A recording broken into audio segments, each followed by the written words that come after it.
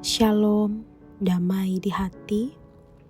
Saudara-saudari yang terkasih di dalam Tuhan kita Yesus Kristus, di pagi hari ini, sebelum kita sibuk dengan berbagai rencana dan aktivitas di hari ini, marilah kita terlebih dahulu datang kepada Tuhan, Sang Sumber kehidupan. Firman Tuhan adalah kekuatan bagi yang lemah dan pengharapan bagi yang letih. Marilah kita membuka Alkitab dan kita menerima firman Tuhan di pagi hari ini. Sebelum kita membaca Alkitab, mari kita berdoa.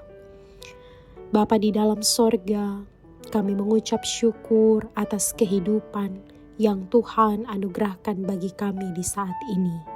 Kami bersyukur, kami boleh menikmati umur panjang, kesehatan, kesempatan berkarya, kesempatan untuk melaksanakan setiap tugas, tanggung jawab, pekerjaan, pelayanan yang Tuhan percayakan atas kami. Maka di saat ini Bapa, kami hendak membaca dan merenungkan firman-Mu. Firman-Mu ini yang membekali kehidupan kami untuk kami senantiasa berjalan di dalam terang Tuhan. Maka biarlah Engkau memberkati kami untuk kami mengerti dan memahami kehendak-Mu dalam kehidupan kami melalui bagian firman di pagi hari ini. Tuhan menolong kami bukan hanya menjadi pendengar firman yang setia, tetapi juga menjadi pelaku-pelaku firman yang setia.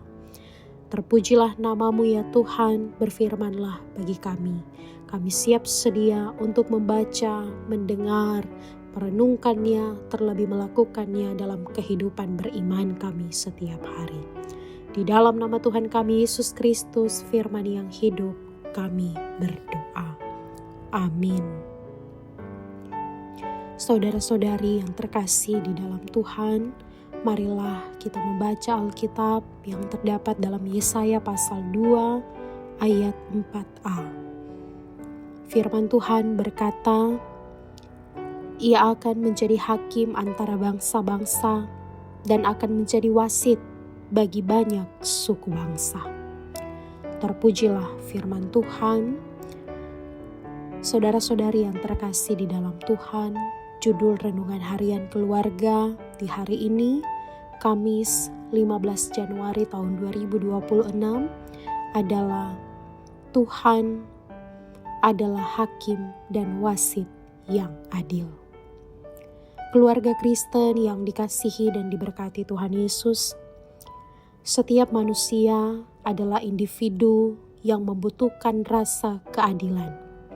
Mulai dari rakyat biasa sampai mereka yang memiliki pangkat dan jabatan, dan mereka yang miskin sampai yang kaya. Sebab keadilan merupakan prinsip dasar yang mengatur interaksi antara individu atau kelompok masyarakat.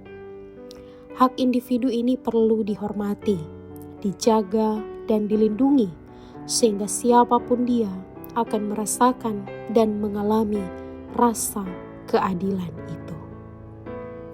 Keluarga Kristen yang dikasihi dan diberkati Tuhan, firman ini hendak menggambarkan Tuhan Allah akan bertindak menjadi hakim. Dalam bahasa Ibrani, sabat, dan wasit dalam bahasa Ibrani, hokiak. Bagi semua bangsa dalam bahasa Ibrani, goim dan amim. Penegakan keadilan dan ketertiban universal menjadi langkah selanjutnya setelah seluruh bangsa mendengarkan dan menerima pengajaran dari Tuhan Allah. Fungsi hakim adalah untuk menegakkan hukum atau aturan dengan mengadili perkara yang dihadapkan kepadanya, serta akan memastikan bahwa hukum harus diterapkan secara adil, benar, dan bertanggung jawab. Di samping itu, wasit berfungsi untuk menjaga agar pertandingan berjalan dengan adil dan harus mampu mencegah serta mengatasi kecurangan atau tindakan tidak sportif yang dapat merusak integritas pertandingan. Keluarga Kristen yang dikasihi dan diberkati Tuhan. Nabi Yesaya menyatakan Tuhan Allah sebagai hakim dan wasit yang adil.